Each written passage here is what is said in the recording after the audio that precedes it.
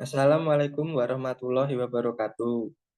Kami dari kelompok 9 yang beranggotakan saya sendiri Adam Bernardito Syahrizal dengan NPM 018 serta dua rekan saya yaitu ada Ardi Subakti dengan NPM 009 dan Oktavian Yafi Subikda dengan NPM 066.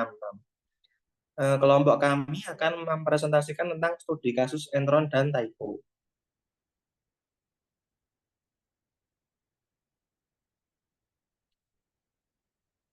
Baik, untuk yang pertama saya akan menjelaskan tentang kasus Enron terlebih dahulu. Kasus Enron melibatkan KAP Arthur Andersen yang bertindak sebagai auditor eksternal, sekaligus juga menyediakan jasa konsultasi untuk Enron yang menerima pembayaran begitu besar, lebih fee audit yang diterimanya. Tugas Anderson sebagai konsultan menimbulkan pertanyaan tentang independensi auditor ketika mengaudit klien dan juga bertindak sebagai konsultan.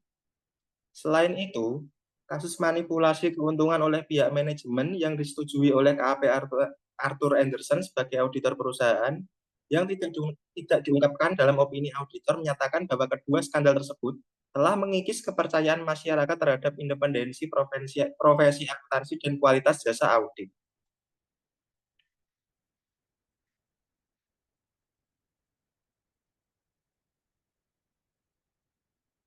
Kasus fraud di perusahaan Enron, penyebabnya adalah perusahaan ini melakukan kecurangan antara lain keinginan perusahaan agar tetap diminati investor, adanya penyimpangan moral, dan kurangnya pengawasan diri dari pihak-pihak yang seharusnya mengawasi dengan baik, misalnya konsultan hukum dan regulator. Perusahaan mencatat keuntungan 600 juta dolar Amerika Serikat, padahal keadaan nyata sebenarnya mengalami kerugian dan menyembunyikan utangnya sebesar 1,2 M US dollar.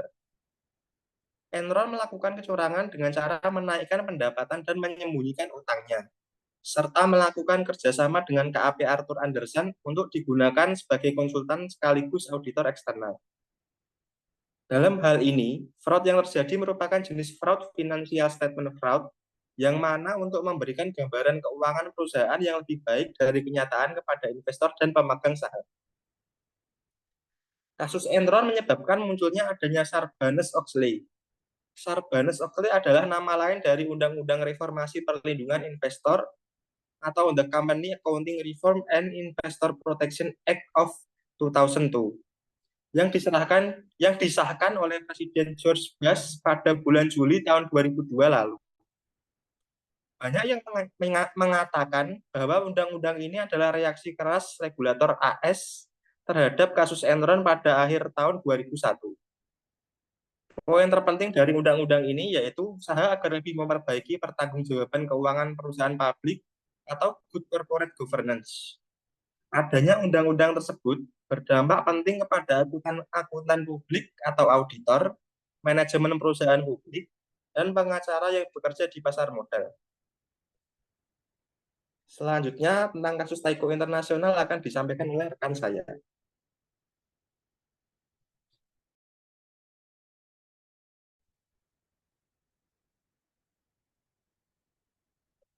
Baik, untuk kasus selanjutnya adalah kasus Taiko. Eh, Kasus ini dilakukan oleh David Kozlowski dan anggota lainnya.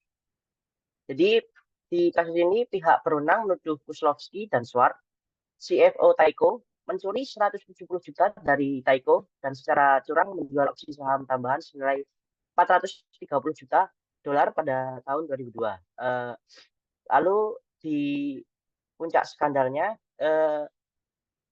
Denis Kozlowski itu mengadakan pesta ulang tahun kepada istrinya senilai 2 juta dolar di Pulau Sardinia di Italia dengan gaya-gaya seperti Italia seperti itu. Dengan penyanyi terkenal, mengundang penyanyi terkenal seperti Jimmy Buffett sebagai hiburan unggulan yang semua uangnya itu dari perusahaan Taiko. Lalu pihak berwenang menyelidiki lebih lanjut anggota Dewan dan Eksekutif Taiko setelah pengungkapan Kozlowski dan lainnya mengungkapkan bahwa hubungan antara Kozlowski dan sejumlah anggota lainnya patut dipertanyakan dan menciptakan situasi yang menggoda bagi untuk anggota lainnya untuk terlibat dalam aktivitas yang tidak etis. Eh, salah satu salah satu tindakan yang tidak etis adalah anggota dewan menggunakan $2,5 juta dana Taiko untuk membeli rumahnya dan yang lainnya menerima $20 juta karena membantu mengakuisisi CIT Group tanpa sepengetahuan anggota dewan lainnya. Next. Kasus ini terjadi di Taiko International Limited. Penyebab fraud adalah sistem kelola perusahaan yang buruk, konflik kepentingan dan pengawasan internal yang lemah, lalu besaran dana yang dicuri adalah 170 juta untuk pencurian dan $430 juta penjualan opsi saham.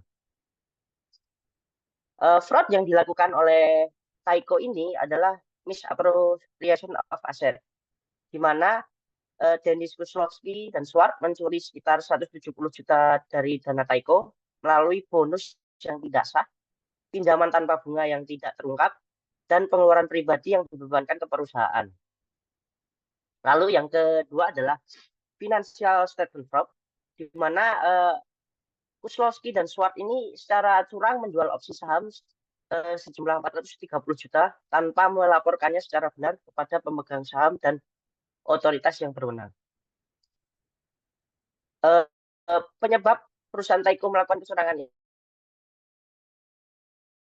ini untuk konflik kepentingan dan pengawasan internal yang lemah. Selain itu, di dalam perusahaan Taiko juga terdapat konflik kepentingan seperti perusahaan Taiko dananya digunakan untuk belanja mewah yang mengadakan pesta ulang tahun tadi. Lalu untuk solusi dari kasus ini adalah penegakan kontrol internal yang lebih ketat, transparansi dalam pelaporan keuangan, pengawasan independen yang lebih baik, dan audit eksternal. Selanjutnya akan dijelaskan oleh Ardis Bakti. Selanjutnya saya akan membahas terkait konsep KOSO pada kasus Enron Corporation dan juga Taiko International. Yang pertama pada Enron Corporation. Konsep KOSO yang pertama ada lingkungan pengendalian. Lingkungan pengendalian di Enron sangat buruk, dengan budaya perusahaan yang tidak mendukung integritas, etika, akuntabilitas. Manajemen puncak termasuk CEO dan CFO terlibat dalam manipulasi laporan keuangan untuk memberikan gambaran yang lebih baik pada investor. Lingkungan pengendalian yang kuat merupakan dasar dari kerangka kerja KOSO. Kegagalan Enron dalam menciptakan dan melihara lingkungan yang mendukung etika dan akuntabilitas merupakan bahwa komponen ini tidak diterapkan dengan baik. Yang kedua, penilaian risiko.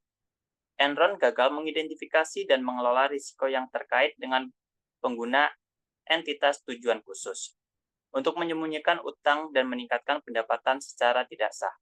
Risiko-risiko ini tidak dinilai atau dikelola secara efektif, yang menyebabkan laporan keuangan yang menyesatkan. Penilaian risiko yang efektif adalah kunci dalam kerangka kerja KOSO untuk mengidentifikasi, menganalisis, dan merespon risiko yang dapat memenuhi tercapainya tujuan organisasi.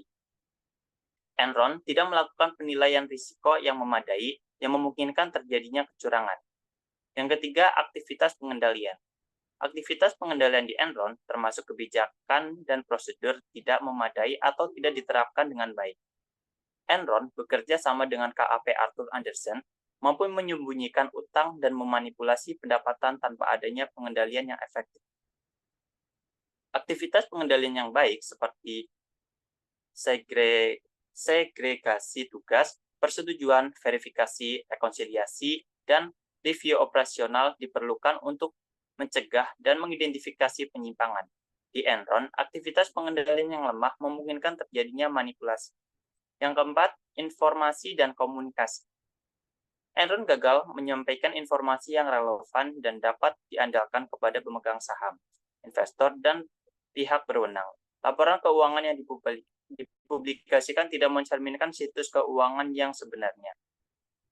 Koso menekankan pentingnya komunikasi yang efektif dan transparan. Kegagalan dalam komunikasi di Enron memperparah situasi dengan menyembunyikan informasi kritis dari pihak-pihak berkepentingan.